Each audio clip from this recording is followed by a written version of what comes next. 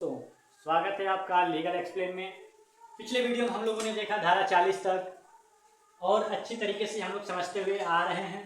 और अब हम देखेंगे धारा 41, धारा 42, धारा 43 और धारा 44। धारा 41, उसके बाद देखेंगे 42, 43, 44। 44 पे हम लोग का अध्याय 3 खत्म हो जाएगा। उसके बाद अध्याय 4 को पढ़ेंगे। अब देखिए धारा 41 क्या है। यह संपत्ति बचाने में मृत्यु कारित करने के लिए। धारा 41 में यदि किसी व्यक्ति की संपत्ति का चोरी हो, डकैती हो या उसके घर में रात्र में घुस जा रहा है, कोई 12 बजे रात को अगर कोई है व्यक्ति और किसी के घर में घुस रहा है या किसी अन्य गंभीर अपराध से खतरा है और उस खतरे को रोकने के लिए आवश्यक है, तो उस व्यक्ति को संपत्ति की रक्षा के लिए या चोरी की रक्षा के लिए, डकैती या रात्रि गृहभेदन के लिए घातक बल सहित बल प्रयोग करने का कानूनी अधिकार है। और यह धारा 41 उसे देता है। मुख्य प्रावधान है इसमें कि इस धारा के तहत यदि किसी व्यक्ति को युक्तियुक्त रूप से यह आशंका है कि यदि वह अपनी संपत्ति की रक्षा के लिए निजी प्रतिरक्षा के अधिकार का प्रयोग नहीं करता है, तो उसे मृत्यु या घोर उपाधि जैसे गंभीर चोट लग जाता है, तो वह अपनी संपत्ति की रक्षा के लिए घातक बल का उपयोग कर सकता है। अपराध के प्रकार इसमें हो सकते हैं, जैसे चोरी हो गया, डकैती हो गया, रिष्टि हो गया या विनाश या क्षति कोई कर रहा है, या रात्रि गृह भेदन हो गया, गृह अत्याचार, किसी के घर में घुसना, जैसी स्थितियों पर लागू होता है यह धारा 41। ठीक है। उदाहरण के माध्यम से समझते हैं कि जैसे डकैती जैसे अपराधों में जहां हिंसा या हिंसा की धमकी शामिल है, अपराधी को जान से मारने सहित मजबूत बचाव का अधिकार बनता है। महत्व अभी इसका है कि यह कानून व्यक्तियों को अपनी संपत्ति की रक्षा करने का अधिकार देता है, लेकिन यह सुनिश्चित करता है कि बल का प्रयोग उचित और आवश्यक हो। यह अधिकार खतरे की तात्कालिकता और इस्तेमाल किए गए बल की तर्कसंगतता के अधीन है।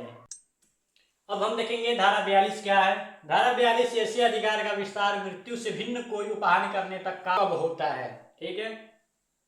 धारा 42 के अनुसार जब प्राइवेट प्रतिरक्षा के अधिकार का उपयोग करने की स्थिति में किया गया अपराध चोरी हो, शरारत या गंभीर आपराधिक अत्याचार है, जो कि गंभीर अपराध हो जैसे डकैती या रात में घर तोड़ने की श्रेणी में नहीं आता, तो अधिकार मृत्यु कारित करने तक नहीं जाता।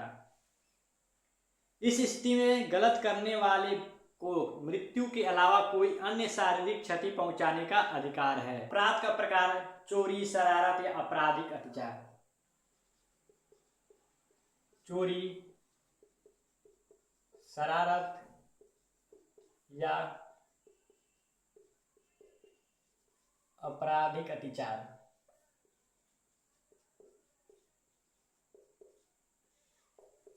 यह है प्रकार। धारा 42 में चोरी, शरारत या आपराधिक अत्याचार इसका प्रकार है। उदाहरण के माध्यम से समझते हैं कि एक व्यक्ति रात में चुपके से किसी के घर में घुसकर टेलीविजन चुराने का प्रयास करता है। घर का मालिक उसे दबोच लेता है और उसे पकड़ने के लिए उसका हाथ तोड़ देता है। ठीक है, जिससे वो भाग न पाए। यहां मालिक ने धारा 42 के तहत अपनी संपत्ति की रक्षा के लिए एक गलत काम करने वाले व्यक्ति को नुकसान पहुंचाया है, लेकिन उसे मारा नहीं है। ठीक है, तो यह है धारा 42। यानी धारा 42 के अनुसार जब कोई अपराध चोरी, शरारत या आपराधिक अत्याचार हो, जो धारा 41 डकैती या घर में घुसना जैसे गंभीर अपराध के अंतर्गत नहीं आता है, तो निजी बचाव का अधिकार अपराधी को मृत्यु दंड दिए जाने तक नहीं है। उदाहरण के लिए यदि कोई व्यक्ति किसी के घर से शांति से कोई सामान चुरा रहा है, तो घर का मालिक उसे पकड़कर चोट पहुंचा सकता है, लेकिन मार नहीं सकता। देखेंगे धारा 43 को। अब हम देखेंगे धारा 43 को।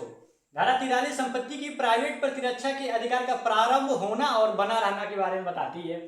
धारा 43 में विशेषकर जब चोरी, डकैती, आपराधिक अतिक्रमण या घर से सेंधमारी, जैसे सेंधमारी मतलब घर के पीछे से दीवार तोड़कर चोरी करना, जिसे सेंधमारी कहते हैं, जैसे अपराध होते हैं यह अधिकार खतरे की प्रकृति पर निर्भर करता है और कुछ परिस्थितियों में बना रहता है, जैसे कि जब तक खतरा बना रहता है। अधिकार का शुरुआत कब होता है? यह अधिकार तब शुरू होता है जब किसी संपत्ति के लिए डर पैदा हो जाता है, तब यह अधिकार शुरू हो जाता है। धारा 43। अधिकार का निरंतरता कब तक रहता है? यह कोई परिस्थितियों में तब तक बना रहता है जब तक खतरा बना रहता है। चोरी के विरुद्ध जब एक लुटेरा भाग नहीं जाता जब तक चोट, मौत या गलत तरीके से रोकने का तत्काल डर बना रहता है। चोरी में आपराधिक अतिक्रमण या शरारत के विरुद्ध में जब तक अपराधी अतिक्रमण या शरारत को अंजाम देना जारी रखता है तब तक बना रहता है। घर में सेंधमारी रात में, इसमें जब तक घर में सेंधमारी द्वारा शुरू किया गया अतिक्रमण जारी रहता है तब तक बना रहता है। धारा 44 घातक हमले के विरुद्ध प्राइवेट प्रतिरक्षा का अधिकार, जबकि निर्दोष व्यक्ति को अपहानि करने का जोखिम है।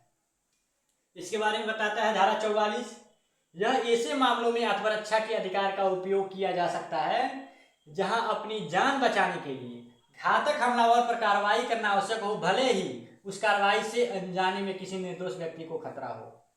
ठीक है। अधिकार का विस्तार, धारा 44 का विस्तार, यदि इस अधिकार का विस्तार यदि कोई व्यक्ति अपनी रक्षा के लिए आत्मरक्षा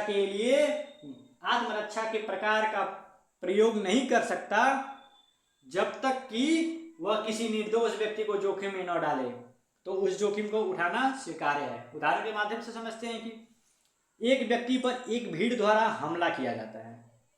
जैसे कोई एक व्यक्ति है, ठीक है, और उसको किसी भीड़ द्वारा हमला किया जाता है और वह सिर्फ अपनी जान बचाने के लिए गोली चला सकता है। हमला हो रहा तो बचाने के लिए तो भाई कंपलसरी है कि वो गोली चला ही देगा। यदि उस भीड़ में बच्चे भी हैं और गोली चलाने से बच्चों को नुकसान हो सकता है तो भी वह गोली चला सकता है, क्योंकि आत्मरक्षा के लिए आवश्यक है। लापरवाही नहीं करना इस धारा में यह है। ठीक है। यह धारा लापरवाही की अनुमति नहीं देती है। यह केवल उन दुर्लभ और गंभीर परिस्थितियों पर लागू होती है जहां आत्मरक्षा के लिए घातक हमले के खिलाफ कोई अन्य विकल्प नहीं बचता है, तब यह लागू होती है। ठीक है। तो इस तरीके से हम लोगों ने देखा कि धारा 44 को